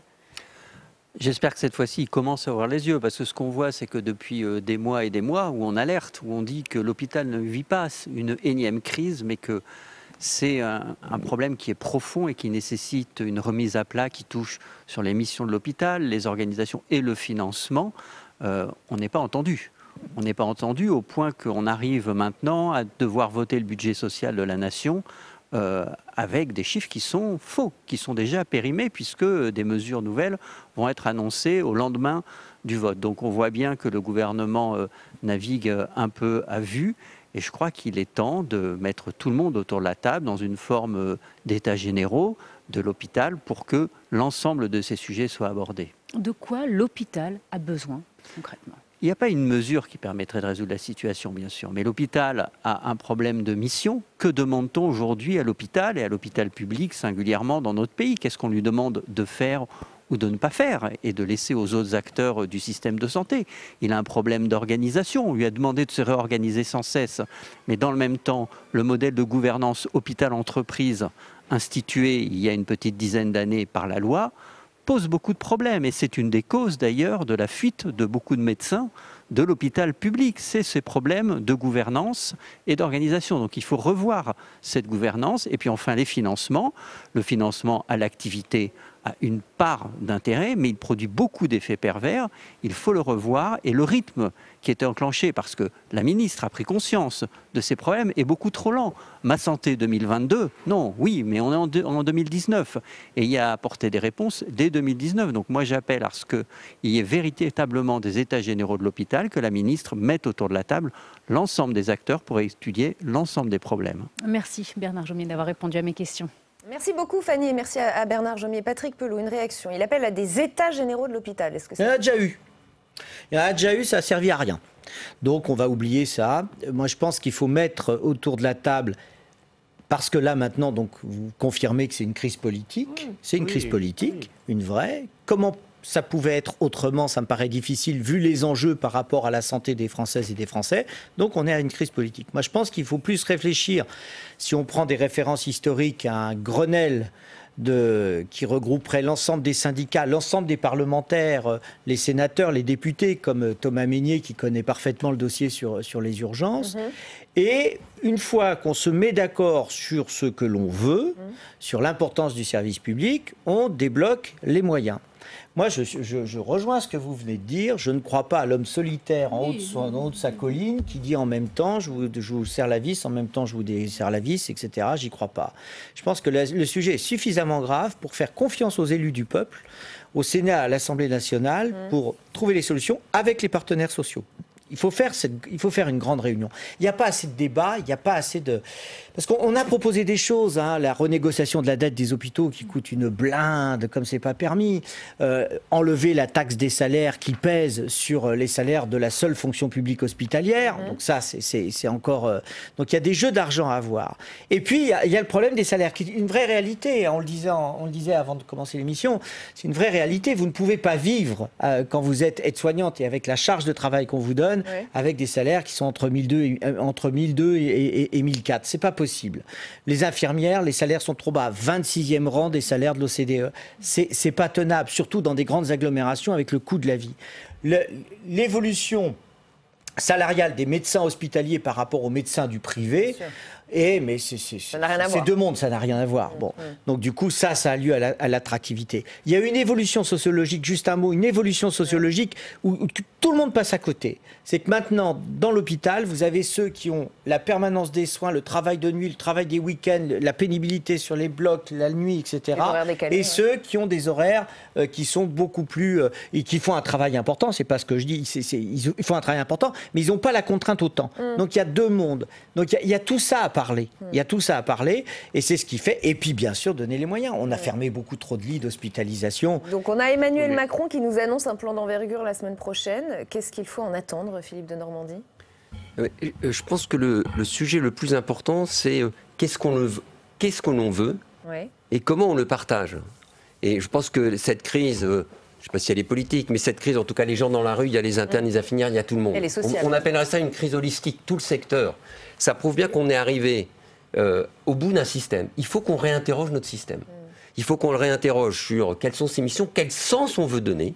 Parce qu'on voit bien, c'est frappant, tous les professionnels, du jeune au plus vieux, ils disent qu'il y a une perte de sens. Qu'est-ce que c'est le sens qui fait qu'à un moment donné, vous ne venez plus à reculons en bossant Comment on travaille avec les autres? Comment on remet de la proximité? Comment on repense de la proximité? On voit bien qu'il y a un sujet de territoire, de proximité. Arrêtons de penser que tout est pareil partout. Donc on a quelques grands principes sur lesquels il faut qu'on réfléchisse. Et puis ensuite, on verra, pour répondre à ces enjeux, ces principes, il y a de multiples actions concrètes. Mais je crois qu'il ne faut pas non plus qu'on se trompe. Réfléchir d'emblée uniquement quelques mesures, sans poser des vraies questions de fond, qui expliquent qu'aujourd'hui, on a eu des lois... Ce qui prendra du temps, ce qui prendra encore du temps. Non, mais je pense que dans ce schéma-là, il faut accepter, on se dit aujourd'hui, il y a des mesures immédiates qu'il faudra prendre, mais ces mesures immédiates, par nature, il faut qu'elles rentrent dans quelques grands principes qu'on va tous partager ensemble, qui font que ça va redonner du sens, ça va redonner de la confiance, ça va redonner de la reconnaissance. Donc des mesures d'urgence et des mesures structurelles bien plus sûr, tard, et les après mesures discussion. structurelles, de regarder le plan la santé, mais il y a eu une grande majorité de gens qui disent on va plutôt dans le bon sens. Le problème, c'est qu'on voit bien qu'à un moment donné, il faut qu'on se repose des questions de fond. Est-ce qu'aujourd'hui, le statut de l'hôpital, dans son mode de fonctionnement, dans son mode de gestion, on parlait des différentes lois, est-ce qu'elle permet de donner cette souplesse, ce fait que les gens, ensemble, puissent travailler en fonction de leur proximité? Donc c'est évident qu'il y a un certain nombre de mesures très concrètes qu'il faut faire. Je suis tout à fait d'accord, sur les salaires, je faisais partie de la mission El Khomri. Quand je vois les difficultés qu'ont les aides-soignantes et les auxiliaires de vie, on ne peut pas en rester là. Il faut qu'on prenne des mesures. Mais en même temps, il faut que ces mesures... Voilà, on puisse partager. Je pense qu'on a une opportunité exceptionnelle parce que ça va tellement mal que collectivement, on appelle ça les parties prenantes, les politiques, les usagers et les professionnels, je pense qu'on est arrivé au moment où on est capable, alors je ne sais pas si c'est le Grenelle, mais il faut qu'on ait cet enjeu, cette ambition pour ensemble refonder ce système. Les mesures d'urgence, elles sont financières. Il ne faut pas se cacher derrière le petit doigt. Augmenter les salaires, rendre l'hôpital plus attractif en matière de personnel, ça passera par mettre des budgets. Combien ? Attendez, je vais vous donner un chiffre qui, bien évidemment, ne couvre pas la totalité, mais c'est le chiffre qu'on est évoqué tout à l'heure avec Patrick.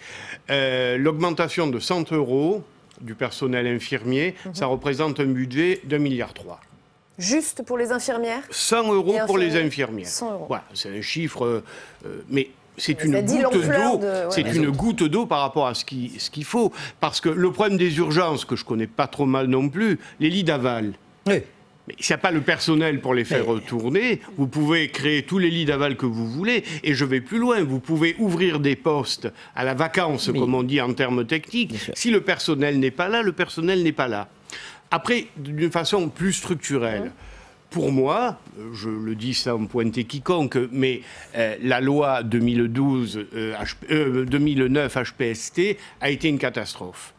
Total. De qui ? Une loi de qui ? Bachelot. Bachelot, la loi Bachelot, c'était la droite qui était au pouvoir. Mais on n'est pas en train de se renvoyer quoi que ce soit. On est en train de se dire il y a des modèles qui n'ont pas marché et essayons de gérer ensemble les responsabilités. Mais je crois quand même qu'il faut rendre au médical, et n'y voyez pas une question d'hégémonie du pouvoir. Moi, je suis désolé, mais qu'un hôpital soit géré uniquement d'une façon comptable, et c'est quand même un peu le cas aujourd'hui, qu'on le veuille ou qu'on ne le veuille pas, c'est inacceptable. La T2A, alors, la T2A, c'est la loi tarification à l'acte, qui a eu peut-être une nécessité à un moment donné. C'est M. Mattei qui l'a porté, cette loi. C'était en 2007, écoutez bien, dans le cadre de la loi Hôpital 2007. Donc déjà, c'était une loi Hôpital. Alors effectivement, il y avait des dérives de la rémunération budgétaire. Maintenant, il y a des dérives de la T2A. Bien sûr. On va peut-être laisser répondre Frédérique Puissat sur les accusations, entre guillemets, de cette loi Bachelot qui a peut-être aggravé les choses. Je ne les prends pas comme ça, d'autant plus que le président Millon, nous avons reçu cet après-midi, d'ailleurs c'était aussi une première, les manifestants en séance de PLFSS, ça ne s'est jamais fait au Sénat, et quand le président Millon est rentré dans l'hémicycle, il a reconnu effectivement qu'on assumait une responsabilité collective en la matière. Et je crois que le pays est suffisamment sous tension à bien des niveaux pour pas qu'on en rajoute. En même temps, moi, je voulais revenir sur les enjeux de mesures d'urgence. Pardon de le dire aussi, mais des mesures d'urgence, il y a quelques semaines en arrière, elles ont été annoncées. On a annoncé 750 millions d'euros. Ça veut dire qu'à un moment donné, que le président de la République, que la ministre seule arrive devant le micro en disant voilà, on va faire ci, on va faire ça, ça va coûter 750 millions d'euros, ça ne suffit pas. Donc, moi, ce que je rejoins par rapport à vos propos, ce que j'ai envie de reprendre, c'est le ensemble. Et essayons de construire ensemble rapidement, en confiance. Et je crois surtout qu'il faut essayer d'éviter les effets d'annonce. On ne peut pas considérer dans un gouvernement que tout est cause publique et que tout est grande cause publique. Et je crois que c'est un petit peu ça aussi le défaut de ce gouvernement. On a le sentiment que dès qu'il y a un problème, ça devient une grande cause publique. Je crois qu'on est tous d'accord pour se dire que les hôpitaux, la santé, c'est une grande cause publique. Sauf que moi j'ai l'impression quand Emmanuel Macron annonce des mesures pour la semaine prochaine, c'est pas en attendant, c'est pas avec vous aussi. Ah non, personne n'est au courant de ce qu'il va annoncer. Et il n'y aura pas de concertation d'ici à mercredi prochain. Non, il n'y aura aucune concertation. Le truc, ce que vous venez de dire fort justement, quand d'un coup Agnès Buzyn annonce 750 millions d'euros, ce qu'il faut comprendre, c'est que ce n'était pas de l'argent en plus, c'est de l'argent redistribué. Donc on prend aux uns pour donner aux autres, en l'occurrence aux urgences. Et sur cette somme, et nous on a été très critiques, il y a la création d'un service d'accès aux soins, un service téléphonique qui va chapeauter les...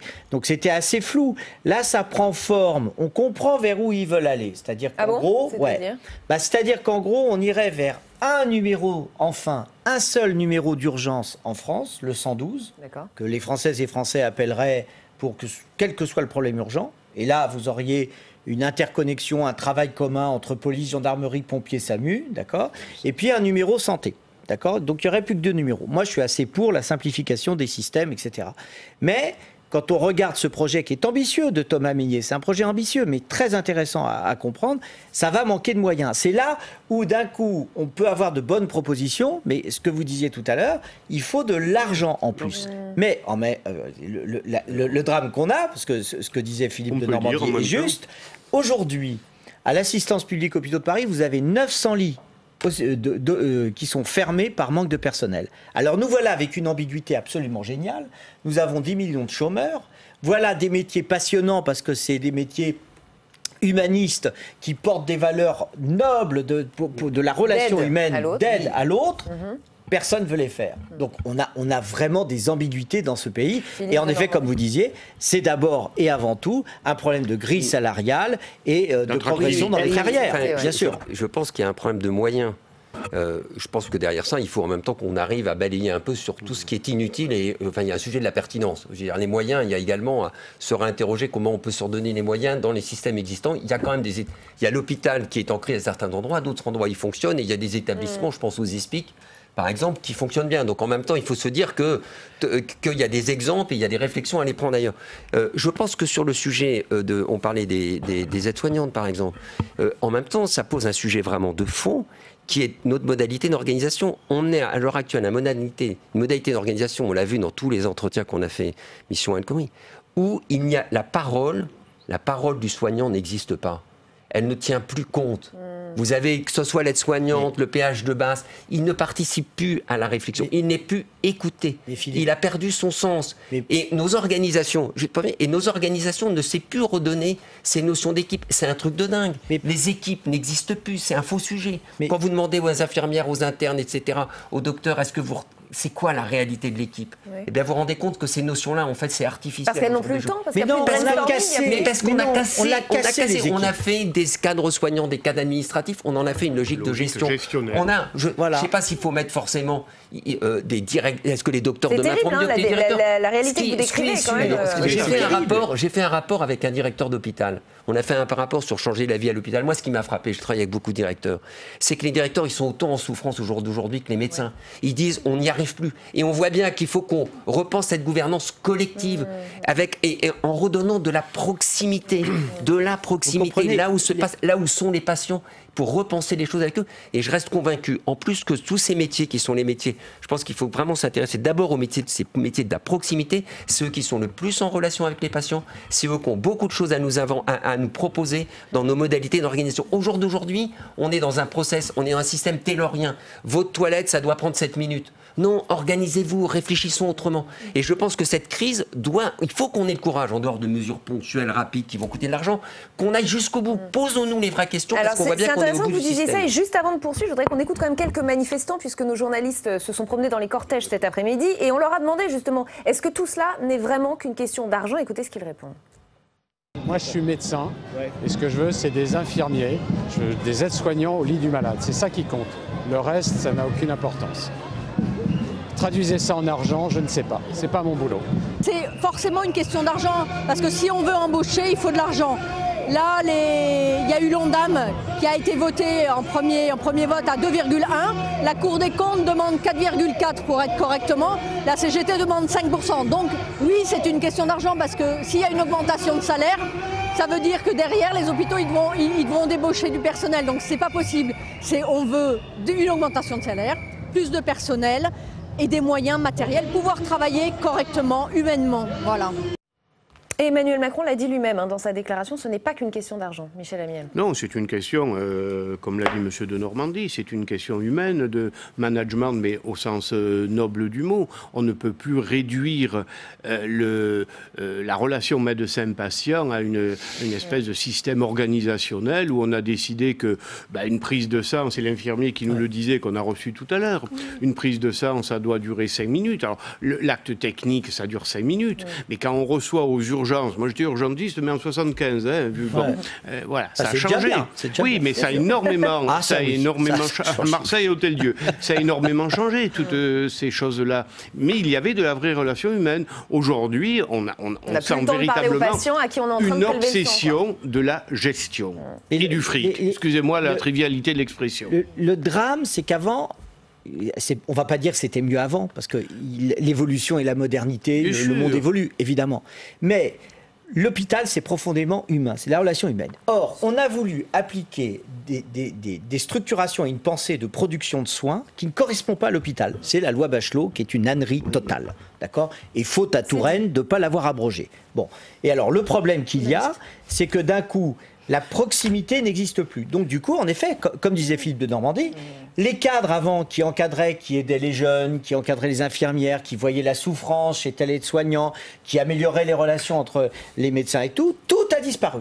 Ce qui fait que plus personne n'est responsable. Et là, pour parler par exemple de l'assistance publique, on avait les pôles, c'est un carnage total en termes de management, d'accord ? Là, on vient de faire des mégapôles. C'est-à-dire que vous avez des médecins, des directeurs médicaux universitaires qui deviennent directeurs d'un truc qui est plus gros que certains hôpitaux en France. Donc au lieu de revenir à l'échelle humaine, on a agrandi l'échelle. Agrandi, et du coup, d'un coup, quand vous regardez, parce que ce qui est intéressant, c'est de comparer, puisque sans arrêt on nous compare au privé, de voir ce que font les grands systèmes, les grandes entreprises. Et bien vous apercevez que redescendre sur du management de proximité, pour être bienveillant, avec ce mot-là important. Le mot bienveillant à l'hôpital, il est écartelé pour devenir burn-out, d'accord ? Mais à chaque fois, on vous le sort en disant, on va vous faire une madame qualité, et il y a une madame qualité qui apparaît, qui est généralement plus perverse que les autres, et d'un coup on lui dit c'est elle qui va faire la bienveillance. Ça ne marche plus, et du coup il y a un ras-le-bol profond des personnels. Frédéric Puissat. Non, moi je voulais simplement revenir sur les enjeux financiers qui effectivement ne sont pas les seuls, mais quand même un petit peu. Juste dire qu'on peut quand même se féliciter de deux choses. On en a parlé tout à l'heure. La manifestation s'est bien passée. Et on peut mesurer combien l'engagement de ce personnel est fort. Et même si effectivement on a des carences, on a quand même des gens qui sont très investis dans leur travail. Et je trouve que ça c'est une richesse qu'il faut qu'on souligne. Après sur les enjeux financiers, je tiens quand même à le souligner, qu'il y a quand même des choix politiques qui sont forts. Quand le gouvernement fait le choix de supprimer la taxe d'habitation, même si on n'est pas sur le même budget, 26 milliards d'euros. Donc ça veut dire qu'à un moment donné, il faut qu'on se dise c'est une priorité, on y travaille ensemble avec le Parlement, c'est le vrai débat d'aujourd'hui, mais avec effectivement une priorité qui est vraiment une priorité financière sur ce sujet-là.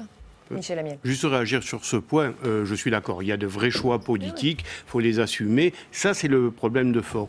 Je reprends ce que disait M. de Normandie, ça me paraît important. Cet argent, ces milliards, ça va se chiffrer en milliards, il ne faut pas se raconter des histoires, il va bien falloir le trouver quelque part. Et là, il me semble qu'il y a quand même une urgence, c'est un peu mon dada, allez, c'est la pertinence des soins. D'après des chiffres qui sont bien sûr difficiles à vérifier, 20% des actes sont inutiles ou redondants. Et à cause de quoi ? Comment ça ? À cause que chacun... Alors, il y a plein de causes, mais je vais prendre un exemple concret. Et il ne faut surtout pas monter la ville contre l'hôpital, mais ce décloisonnement ville-hôpital, ça fait 35 ans que j'en entends parler, il n'existe pas. Vous rentrez à l'hôpital pour une intervention, une hernie discale, avec ça de dossier, peu ou prou, on vous refait tout. Ah oui. Est-ce vraiment nécessaire ? Le dossier médical partagé peut jouer un rôle là-dessus. Encore faut-il que les professionnels de santé, qu'ils soient médecins de ville, généralistes, spécialistes ou hospitaliers, jouent un petit peu le jeu. Et ça rejoint que ce qu'on disait, au-delà de la responsabilité des politiques, c'est une responsabilité globale. Il faut qu'ensemble, on arrive à renverser la situation, sinon on va au clash. Et je précise qu'il nous reste moins de 2 minutes. Non, mais je pense que ça rejoint la logique du paiement à l'acte. Nous avons à l'heure actuelle un mode de financement qui entraîne, qui est inflationniste, qui est dans le curatif dur, absolument pas dans la prévention, et qui fait qu'il sélectionne en plus les bons patients. J'ai fait un rapport sur l'accès à la santé des personnes handicapées. Quand vous avez quelqu'un qui vous prend plus de temps, l'acte, les gens se disent ah ben non, mon acte, ça va m'en prendre trop de temps, et comme je suis payé à l'acte. Donc on a une vraie réflexion, ça a commencé sur le parcours. Moi je pense qu'il faut aller beaucoup plus vite sur des financements, sur des logiques de parcours. Pourquoi du parcours ? Ça veut dire que ça implique un certain nombre de professionnels ensemble. Parce que finalement un patient, quand il va bien, quand je fais une chirurgie compliquée pour remettre un pied à plat, c'est-à-dire pas que le chirurgien, parce que le kiné va être aussi important, l'éducateur sportif, parce qu'on est une équipe, une communauté. Et donc, on a besoin de réfléchir de façon beaucoup plus forte sur la façon même dans laquelle nos financements, comme nos responsabilités, on les partage.